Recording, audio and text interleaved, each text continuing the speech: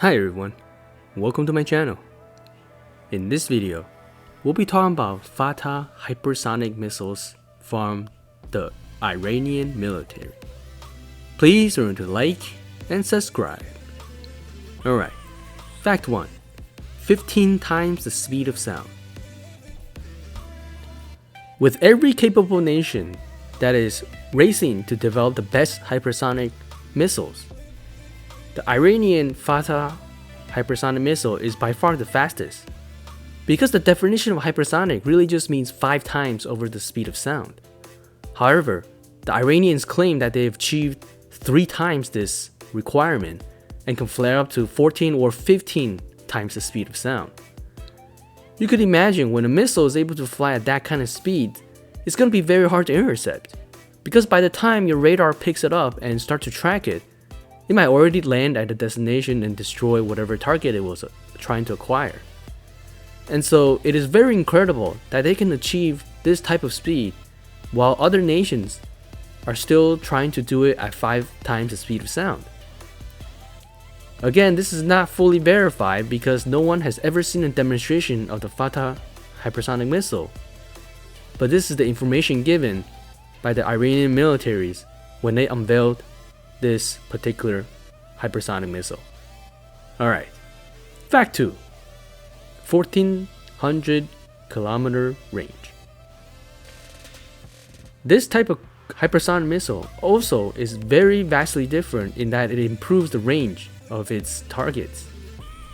It can go up to as far as 1,400 kilometers.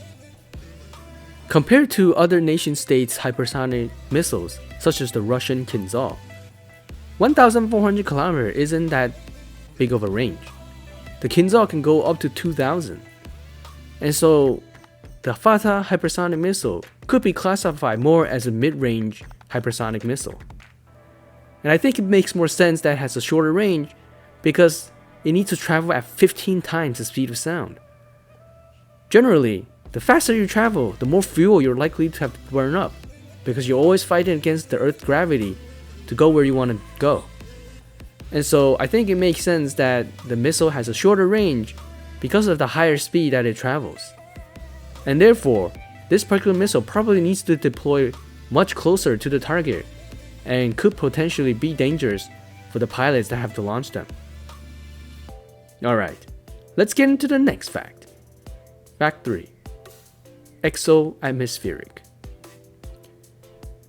Another typical characteristic of hypersonic missiles is the fact that it needs to travel at the exosphere altitude. When the missile is flying within the Earth's atmosphere, there is simply too much air or gas, because air is really a gas, that will create too much resistance for the missile to travel at high speeds.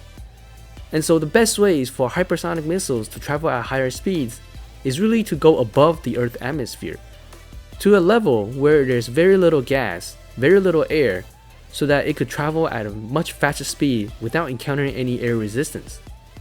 And of course, when it comes back down, it's going to start encountering resistance again and slow it down. So perhaps the 15 times the speed of sound performance criteria is really just the exo-atmospheric portion of the flight. It's not necessarily the entire flight, because to travel at 15 times the speed of sound in a dense air atmosphere is incredibly challenging, even for a hypersonic missile. Alright, fact 4. Irregular flight. With the news about the Kinzhal missile being intercepted by the Patriot system, the Iranians thought of something extremely clever. The nozzles on the Fattah hypersonic missiles can adjust and change trajectory. This means that the Iranian military can have the missile fly at an irregular flight path to avoid being intercepted by regular anti-missile systems.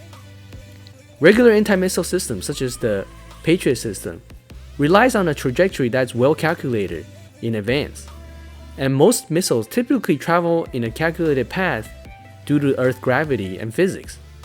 And so the way the Fattah missile is countering this is the fact that it has adjustable nozzles at the end of the missile and then have it fly really irregular patterns.